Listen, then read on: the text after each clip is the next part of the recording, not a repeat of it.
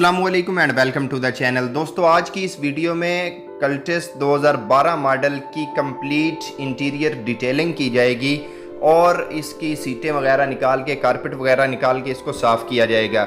लेकिन इससे पहले अगर आपने हमारे चैनल को सब्सक्राइब नहीं किया तो इसको सब्सक्राइब कर लें। दोस्तों गाड़ी में इशू दरअसल ये हुआ था कि इसकी जो कारपेट है ये गीली हो गई थी, जो कि ज़्यादातर गाड़ियों में हो जाता है और इसकी काफ़ी सारी वजूहात हो सकती हैं। लेकिन हमारी इस गाड़ी में जो वजह बनी थी वो ये थी कि एसी का ड्रेन पाइप उतरा हुआ था और वो पानी अंदर ही छोड़ता रहा, जिसकी वजह से सारी कारपेट गीली हो गई। और कारपेट गीली होने का जो सबसे बड़ा नुकसान है वो ये हो सकता है कि आपके जो गाड़ी का फर्श होता है उसको जंग लग सकता है, जिसकी वजह से गाड़ी की एक तो बॉडी कमज़ोर हो जाती है, दूसरी ये डी वैल्यू हो जाती है, इसकी कीमत में कमी आ सकती है। ये दरअसल वो ड्रेन पाइप है जो उतरा हुआ था, जिसकी वजह से पानी गाड़ी के अंदर आता रहा, कारपेट गीला हो गया। अब दरअसल पाइप तो अपनी जगह पे फिट करवा लिया गया है, लेकिन कारपेट को खुश्क करने के लिए इसको निकालना पड़ेगा और धूप में डालकर खुश्क करना पड़ेगा। और इसके साथ साथ एक फ़ायदा और हो जाएगा कि गाड़ी का इंटीरियर जो है ये बिल्कुल ही साफ़ हो जाएगा। अब बढ़ते हैं अपनी वीडियो की तरफ और टाइम ज़ाया किए बगैर आपको दिखाते हैं कि क्या क्या स्टेप्स हैं जो हमें फॉलो करने हैं गाड़ी को खोलने और सीटें वगैरह निकालने के लिए।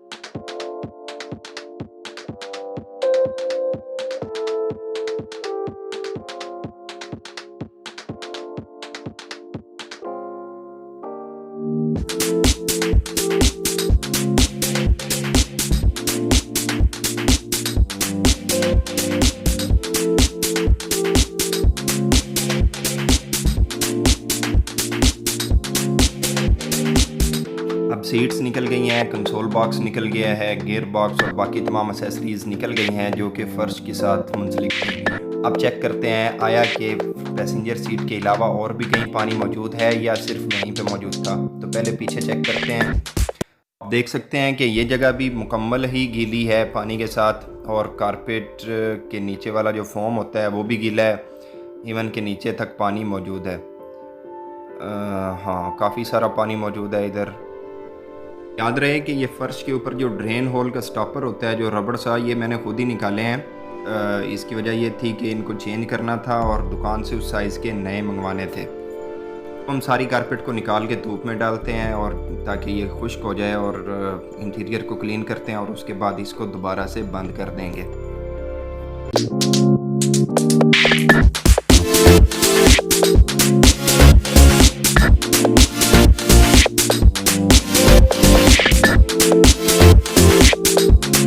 अब हर चीज़ निकल गई है। कारपेट और जो रेक्सीन थी उसको धूप में डाल दिया गया है ताकि वो खुश्क हो जाए, और तब तक इसको अंदर से खुश्क करके और साफ़ कर लेते हैं, ताकि जब तक कारपेट खुश्क हो तो ये भी इंटीरियर इसका साफ़ हो।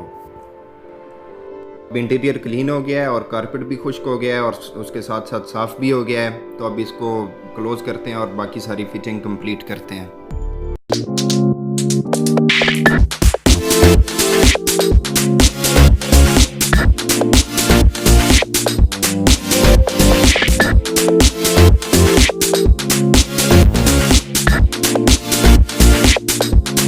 कारपेट अपनी जगह पे फिट हो गया है और अब इसके ऊपर रेक्सीन डालेंगे ताकि कारपेट में मट्टी वगैरह ना जाए।